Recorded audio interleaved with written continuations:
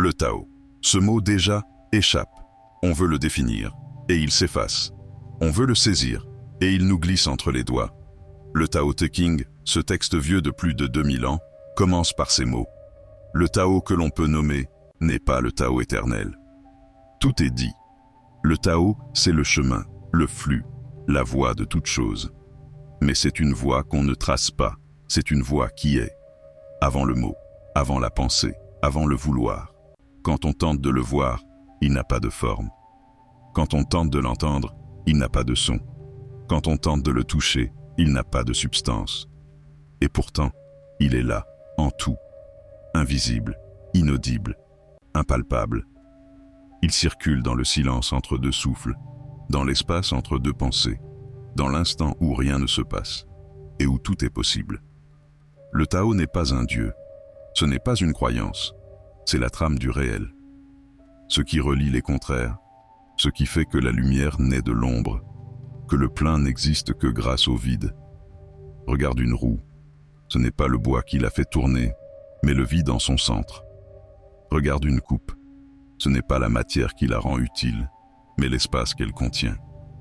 Le Tao est ce vide vivant, ce souffle invisible qui relie tout ce qui est. Là où l'homme veut contrôler, le Tao invite à laisser être. Là où l'homme veut saisir, il enseigne à accueillir. Là où l'homme s'agite, il murmure. Agit sans agir. Ce que les sages appellent le Wu Wei, l'action sans effort, le mouvement naturel. Ne rien forcer, ne rien retenir. Être comme l'eau. L'eau ne lutte pas. Elle coule, elle s'adapte, elle contourne. Mais rien ne peut lui résister à long terme, parce qu'elle épouse le monde au lieu de le combattre.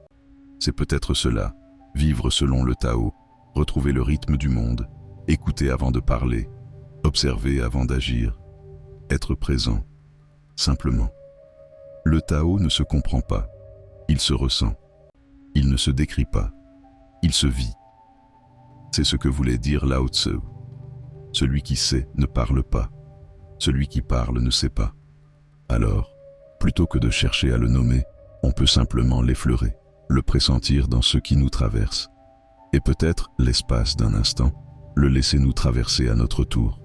Car le Tao ne nous appartient pas, c'est nous qui lui appartenons. Et quand on cesse de vouloir le saisir, quand on accepte de ne pas comprendre, alors quelque chose s'apaise. On se met à respirer avec le monde.